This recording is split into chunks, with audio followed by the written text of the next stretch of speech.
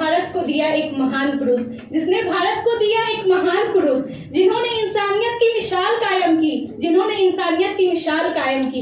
वे न सिर्फ दलितों के बल्कि शोषितों के, पीड़ितों के, महिलाओं के एवं सभी वर्गों के लिए एक उम्मीद की किरण थे।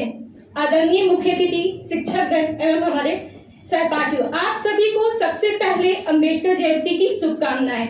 भारत रत्न बाबा साहेब भीमराव अम्बेडकर एक ऐसा नाम, एक ऐसा जीवन, एक ऐसा कर्मशील योद्धा, जिसकी करुणा ने मानवता का, जिसके विचारों ने इतिहास का, जिसके संकल्पों ने वास्तविक अर्थों में वक्त का साचा बदल दिया। आज मैं आपके समक्ष बाबा साहेब के जीवन में शिक्षा के लिए संघर्ष और महिलाओं की शिक्षा में उनके योगदान के बारे में कुछ बोलने जा रही हूँ।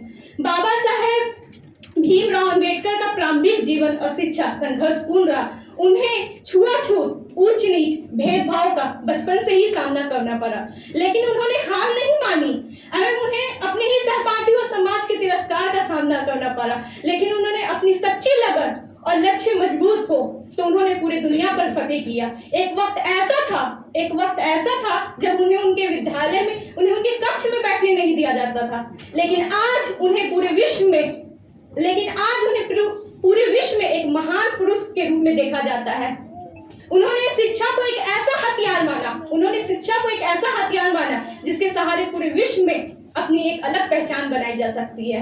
उन्होंने शिक्षा के माध्यम से ये सच कर दिखाया। उन्होंने कोलंबिया यूनिवर्सिटी से MA, PhD, London school of economics से 8 साल की पढ़ाई मात्र 2 साल 3 महीने में पूरी की।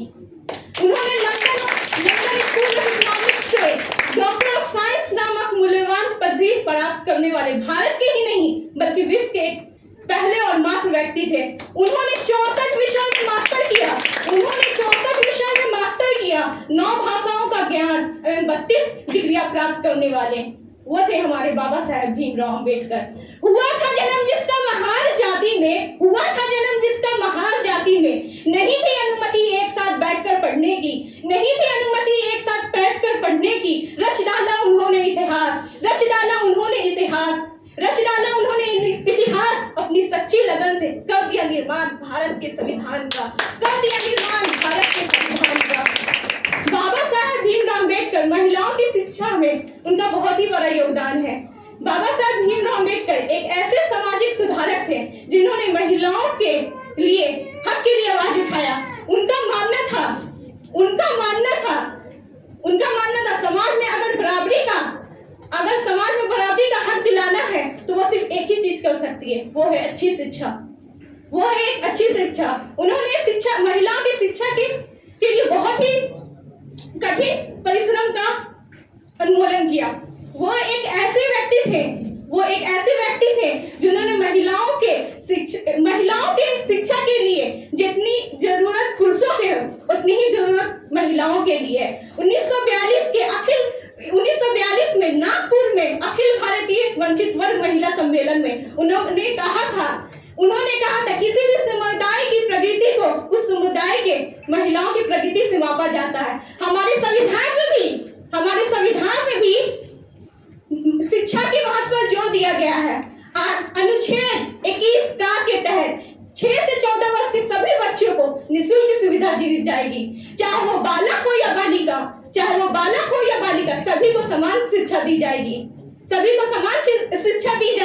उनके साथ किसी भी तरह का लिंग, जन्म, धर्म आधार पर किसी तरीके का भेदभाव नहीं किया जाएगा। बाबा साहेब की देन है कि महिलाओं के लिए उन्होंने आरक्षण का प्रावधान, मताधिकार का प्रावधान, प्रसूति अवकाश, मैटरनल लीव और हिंदू कोड बिल में महिलाओं के लिए समान संपत्ति का अधिकार का प्रावधान किया।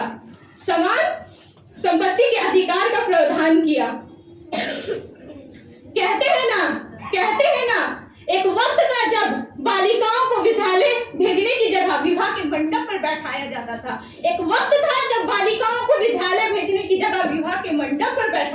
था। लेकिन आज वह दौर है जब महिलाएं पुरुषों से कदम मिलाकर अपने सपनों को पूरा कर रही हैं।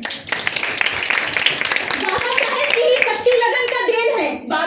की ही सच्ची लगन क्षेत्र में अपना परचम लहरा रही हैं। चाहे वो चांद पर पहुंचने की बात हो या लड़ाकू विमान उड़ाने की बात हो, या देश में राष्ट्रपति का पद हो, प्रधानमंत्री, उपराष्ट्रपति, राज्यपाल, सांसद, IPS, IAS, शिक्षक, डॉक्टर्स और भी सभी क्षेत्र में महिलाएं अपने सच्ची लगन और कठिन परिश्रम से अपने सपनों को पूरा कर रही हैं।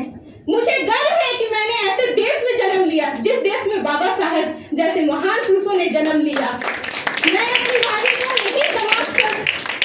अपनी वाणी को यही समाप्त करना चाहूंगी उनके एक कथन से। स्वयं को इतना काबिल बनाओ कि आपको झुकाने के लिए कोशिशों की नहीं बल्कि साजिशों की जरूरत पड़े।